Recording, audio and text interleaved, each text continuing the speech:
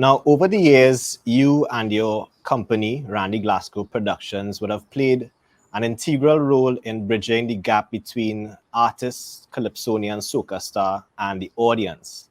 Take us back to the start of Randy Glasgow Productions. We started Randy Glasgow Productions coming out of our involvement with the Soca Monarch under Mr. William Monroe. Our first event, was with Super Blue in concert, titled Genesis.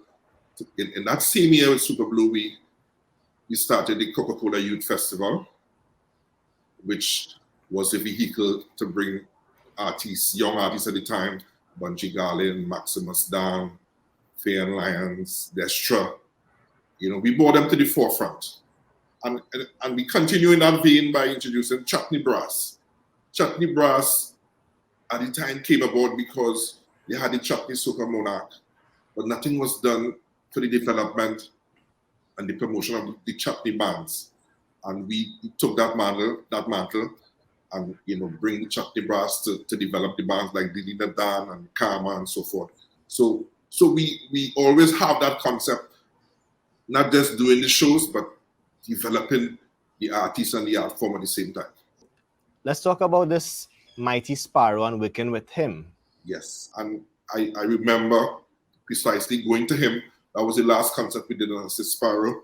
I have this idea of you doing a retirement tour. But he didn't like the idea because he felt it sounded like he was going to die. About 3 or 4 years, or even 5 years after that, Elton John came up with the same idea to do a retirement tour.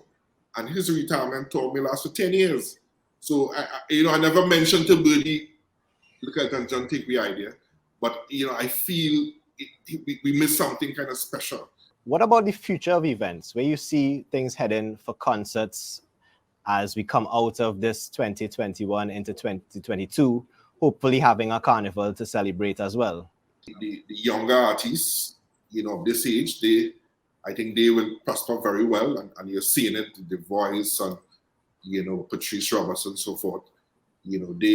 They are the age where they understand the importance of having fans and maintaining fans via the social media network. I'm a bit frightened for the Calypso artists. I spoke to somebody about an initiative where they ensure all Calypsonians get help with the social media in the first instance, opening an Instagram page, opening a Facebook page to make themselves relevant. Probably run, doing the good work and their love for Calypso.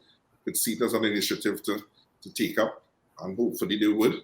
But in terms of concerts, music, and that live performance thing that is so important to the audience, what do you see, what's next for Randy Glasgow Production? If you look at our social media handle, we are planning some events post-COVID. For 2022, we have on our calendar, we want to introduce, for the first time in Trinidad and Tobago, a world-class Soca Rewind Festival.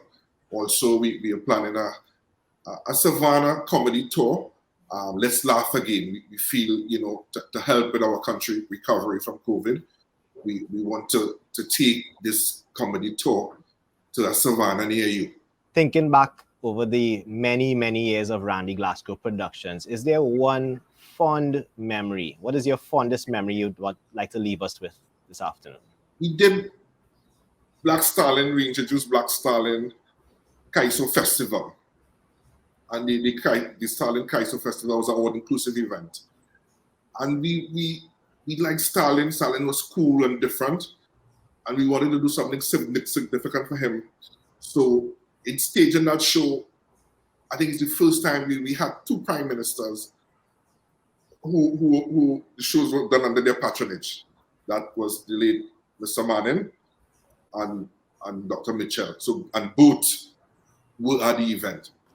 Well, Randy, I'm sure we could sit here and share many more stories about your illustrious career, but we'd like to say thanks for taking the time out to speak to us this evening as we celebrate Calypso History Month as well as Credit Union Month.